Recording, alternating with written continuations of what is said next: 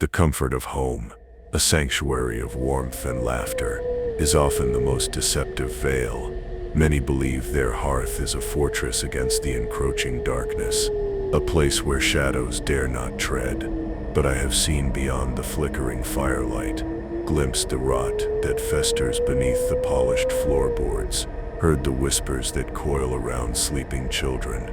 This belief in a secure domesticity is the grandest illusion, a fragile shell that shatters when the true forces stir. Tonight we pull back that curtain, revealing four tales, not of phantom limbs or fleeting apparitions, but of families ensnared, their very foundations turned to dust by something far more invidious. Prepare yourselves, for these are not mere stories. They are echoes from the abyss, warnings whispered in the dead of night, and the price of admission is your unwavering attention. Let me tell you about the first house, a place that seemed painted with the hues of mundane contentment. The Jenkins family, a picture of suburban bliss, lived within its walls, their days punctuated by the gentle hum of normalcy. But a subtle disharmony began to creep in, like a stain spreading on a pristine white cloth, unseen at first, then undeniable. It started with the toys, inanimate objects that seemed to move on their own. A child's doll found in a different room, a building block tower inexplicably toppled. These were dismissed as childhood mischief, the overactive imaginations of young minds. Yet, the unease deepened, a cold breath on the nape of the neck, a feeling of being perpetually watched within their own sacred space. The laughter grew strained, the smiles brittle, as if plastered on by unseen hands. The feeling of being observed intensified, a constant pressure that seemed to emanate from the very walls themselves. Jenkins, a man of logic and routine, began to notice peculiar things. Doors left ajar that he distinctly remembered closing, lights flickering with no discernible cause, the faint scent of something acrid, like dried blood mixed with ozone, that would suddenly fill the air. He'd wake in the night, a prickling sensation on his skin, the silence of the house, not a comforting blanket, but a deafening ROAR. His wife, Sarah, spoke of dreams, vivid and disturbing, where she saw distorted reflections of her family in cracked mirrors, their faces contorted in silent screams. These were not nightmares born of stress. They were transmissions from a place where reality itself was fraying. This creeping dread was not a sudden invasion, but a slow, insidious poisoning. The children, Lily and Tom, began exhibiting disturbing behaviors. Lily, the elder, became withdrawn, her bright eyes shadowed with an ancient fear. She would sit for hours, staring at a particular corner of her room, whispering to unseen companions. Tom, usually boisterous, developed a paralyzing fear of the dark, crying inconsolably if left alone, convinced that the crooked man was waiting just beyond the light's embrace. This wasn't mere childish anxiety, it was a palpable terror, a recognition of an entity that fed on their innocent spirits. Their parents, desperate, sought rational explanations, but the shadow in the corner, the crooked man, they were manifestations of a deeper, and malignancy. The turning point, the moment the dam of denial finally broke, came with the incident in the attic. It was a space rarely visited, filled with forgotten memories and dust motes dancing in the slivers of light. Sarah, driven by an inexplicable compulsion, ventured up there one afternoon, searching for an old photo album. What she found was not a dusty relic, but a crude, childlike drawing, etched onto the wooden floorboards with what looked disturbingly like dried blood. It depicted stick figures, their limbs contorted, surrounding a larger dark shape, and beneath it, scrawled in shaky letters, were the words, "We are here now." The air grew heavy, thick with an ancient, suffocating malevolence. The psychological toll was immense. Mr. Jenkins, his rational mind unraveling, started seeing fleeting movements at the edge of his vision, shadows that detached themselves from corners and slithered across the floor. He'd find himself standing in unfamiliar parts of the house, with no memory of walking there, a cold emptiness in his chest. Sarah, once the anchor of their family, became a wraith, her sleep haunted by the feeling of cold, skeletal fingers tracing her spine. The house itself seemed to sigh, a mournful creaking sound that permeated their waking hours and seeped into their dreams, a constant reminder that they were no longer alone, and they were no longer safe. The manifestations escalated, becoming bolder, more aggressive. Objects would fly across rooms with violent force. Doors would slam shut, trapping them, the chilling sound of children's laughter echoing from empty rooms. One evening, while the family huddled together in the living room, the television flickered to life, displaying not a broadcast, but a single chilling image, a distorted, grimacing face, its eyes empty sockets. The screen then dissolved into static, but the image was burned into their minds, a terrifying signature of the entity that had taken root. This was no longer about misplaced toys. This was a war for their sanity, their very souls. The Jenkins family, broken and terrified, finally fled, leaving behind their belongings, their memories, their home. They carried with them the scars, the invisible wounds that time would not easily heal. The house stood empty, a silent sentinel of their suffering, waiting for its next victims. But the truly disturbing part, the detail that still sends a shiver down my spine, is what the real estate agent found when they eventually inspected the property. Hidden beneath a loose floorboard in the attic, they discovered a small wooden box. Inside were children's drawings, dozens of them, each one depicting a dark, shadowy figure, interacting with smiling families. They were dated, spanning decades, each one a testament to a darkness that had found a permanent dwelling. Now consider the next tale, a story that begins not with a house, but with an inheritance. The Blackwood family, a lineage stretching back generations, inherited a sprawling estate, a manor steeped in history, and as it turned out, a festering darkness.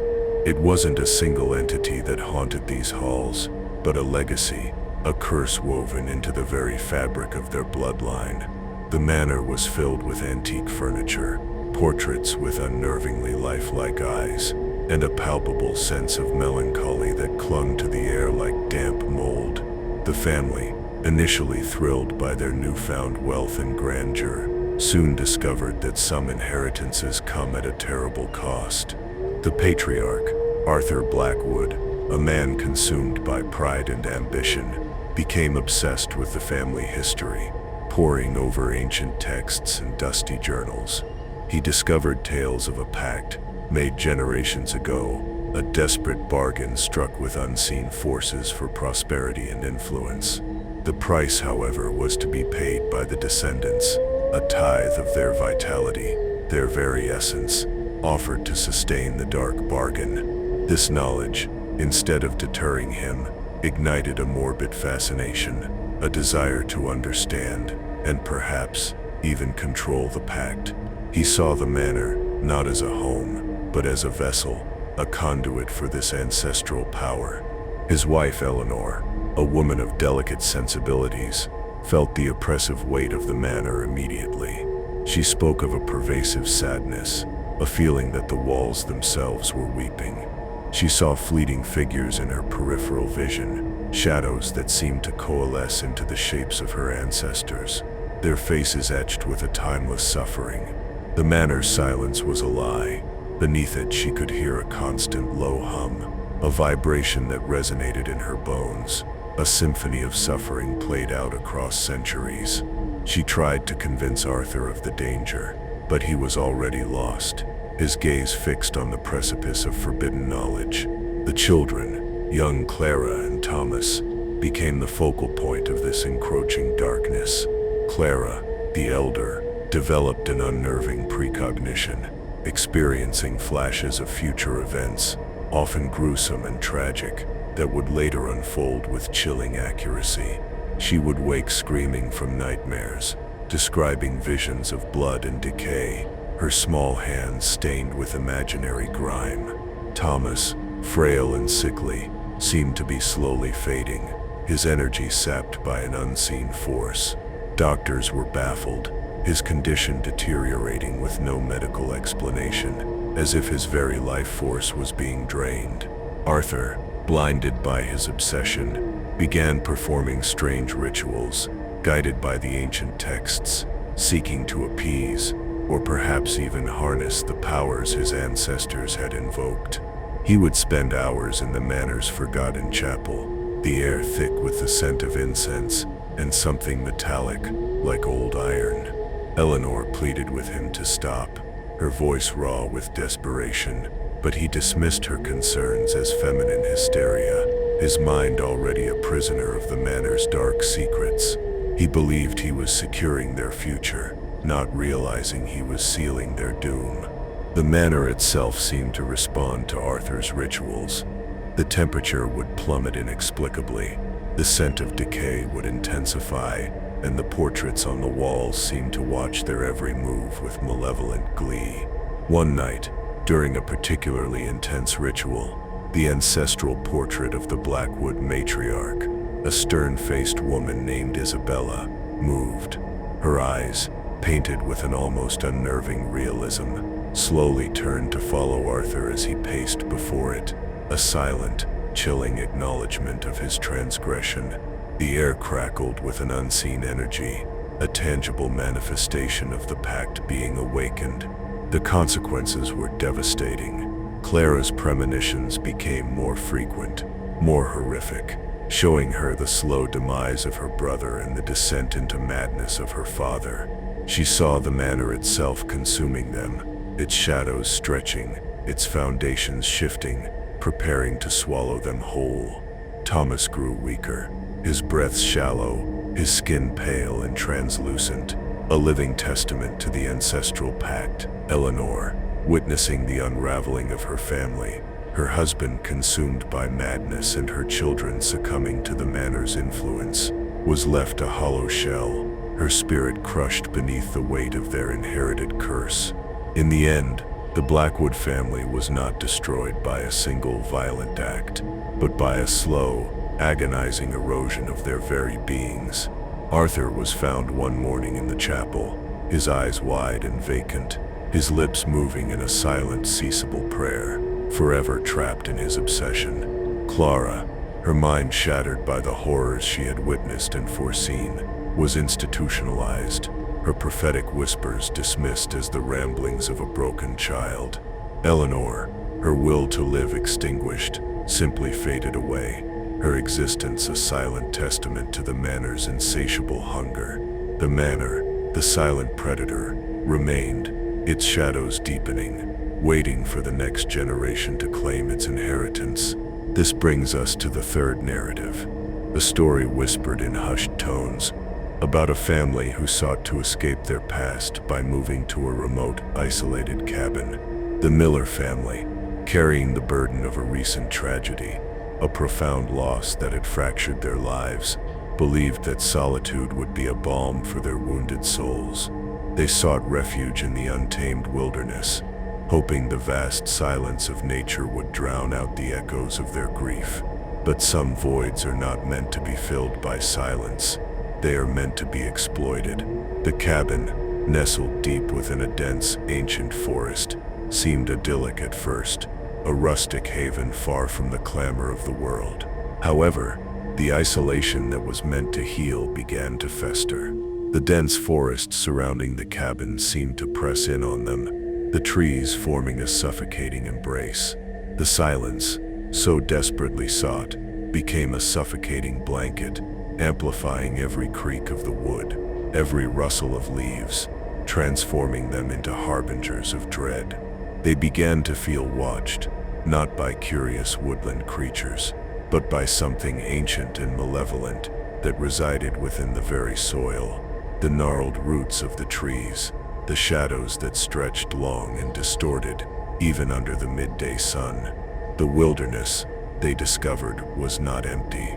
It was full. The youngest child, Emily, a bright spark of life, was the first to sense the encroaching darkness.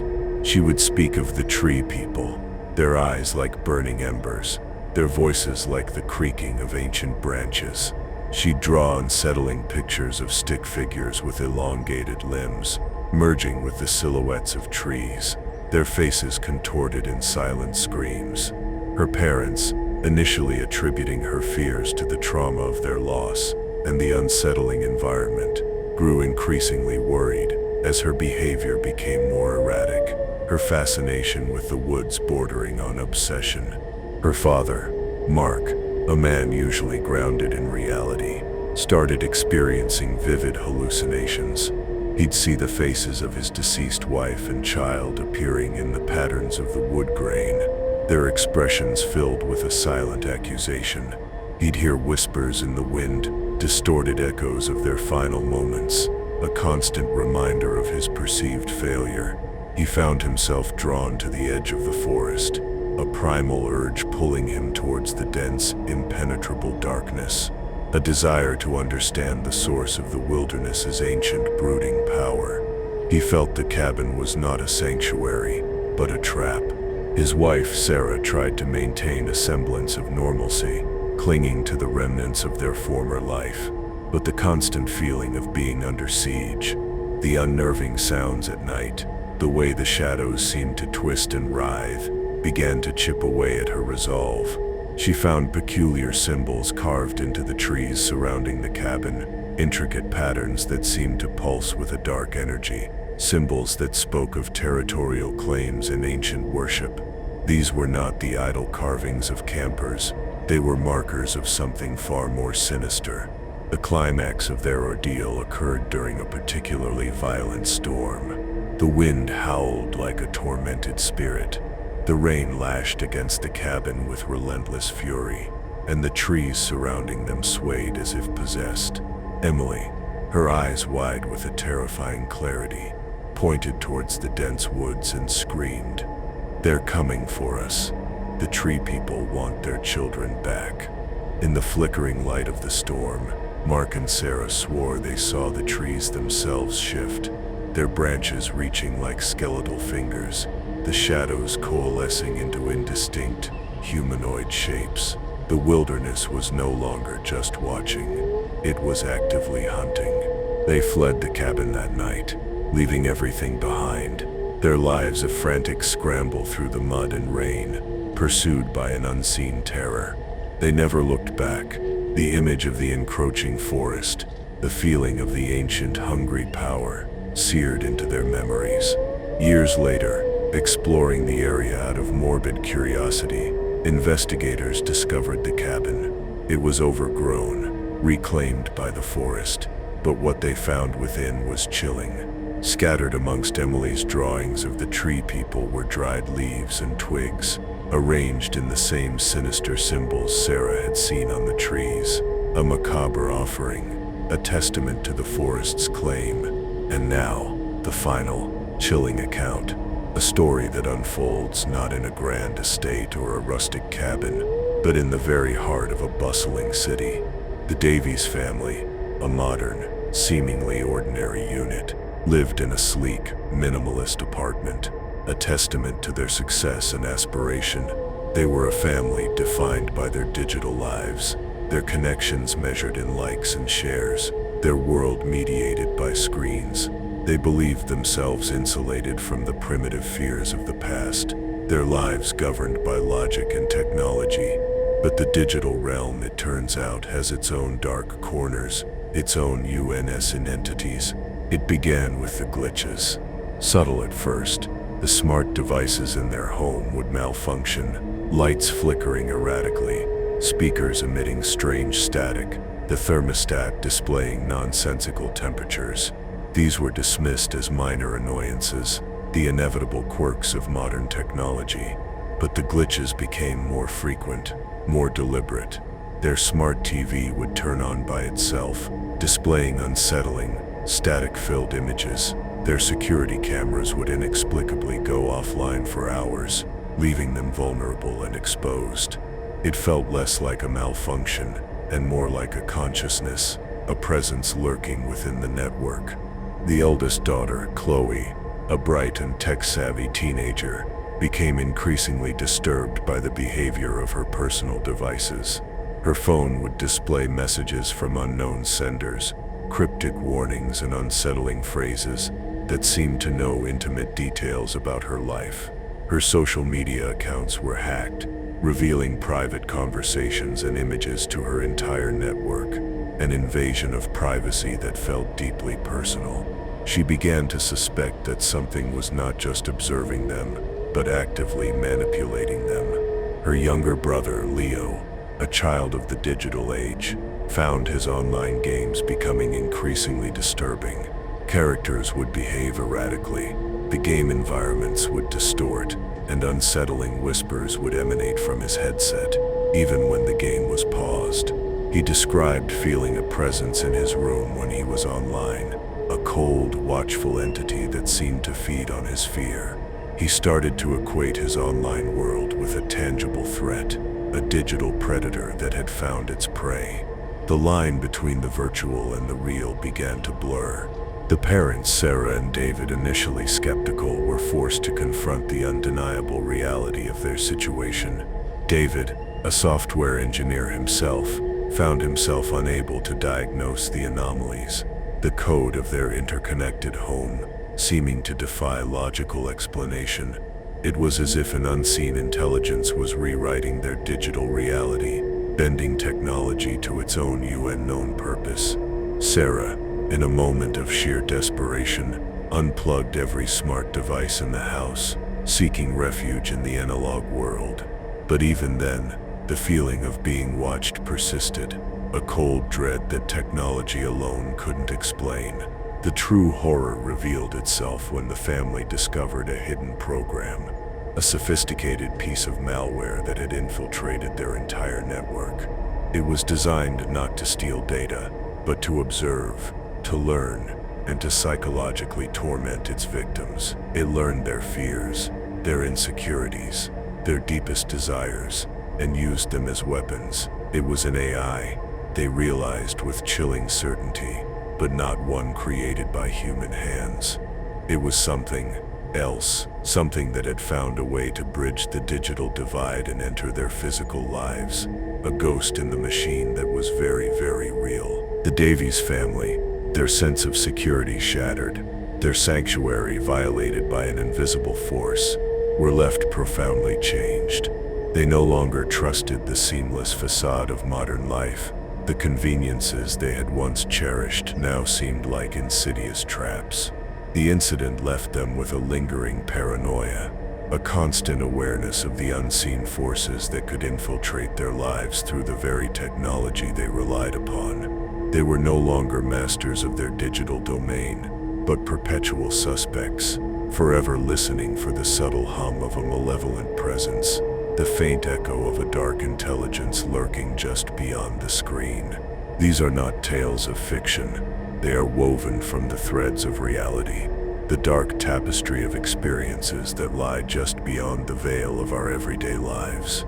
Each story, a stark reminder that the entities we should fear are not always the ones that lurk in the shadows of old houses, but those that insidiously weave themselves into the fabric of our existence, into our homes, our families, our very minds. The comfort of what we know, of our familiar surroundings, is a fragile shield, easily pierced by forces that operate on principles we barely comprehend. Do you feel this dark message was meant for you? The persistence of these phenomena, their recurrence across disparate lives and circumstances, speaks to a truth that many are unwilling to confront. It suggests a fundamental vulnerability within the human experience, a susceptibility to energies and intelligences that lie just outside our perception. Whether it is the lingering echoes of past traumas embedded in a physical space, the weight of ancestral debts, the primal power of untamed nature, or the new frontiers of digital infiltration, the patterns of fear and suffering remain disturbingly consistent. We are, it seems, more exposed than we dare to admit. The warnings are clear. Complacency is a dangerous indulgence. The familiar is not always safe, and the unseen can be the most terrifying. These narratives are not meant to paralyze you with fear, but to awaken a crucial awareness of vigilance against the encroaching darkness. Every soul that joins feeds the voice that whispers from the darkness. By sharing these stories, by acknowledging the possibility of these malevolent forces, we empower ourselves not to defeat them, but to recognize their presence, to understand their methods, and perhaps to fortify ourselves against their influence. The first step towards protection is acknowledging the threat. Remember, the entities that prey on us often do so by exploiting our deepest desires and our most profound vulnerabilities. The need for belonging, the yearning for connection, the pursuit of knowledge, the solace of home. They are masters of deception, weaving illusions that mirror our own realities, twisting the familiar into the grotesque. They feed on our fear, our doubt, and our isolation. Therefore, the most potent defense lies not in brute force, but in clarity of mind, unwavering self-awareness, and the strength to confront the darkness within ourselves. For it is often there that the external shadows find their entry points. As you venture forth from this space, carry these echoes with you. Let them serve as a constant reminder that the world is far more complex and far more dangerous than it appears. The shadows are not just absences of light. They are presences, ancient and watchful. The silence is not emptiness. It is pregnant with unspoken narratives. Embrace the unease, for it is a sign that your perception is sharpening, that you are beginning to see beyond the mundane. May your hearths remain fortified not by denial, but by a conscious understanding of the forces that seek to breach them, until we meet again in the liminal spaces between worlds.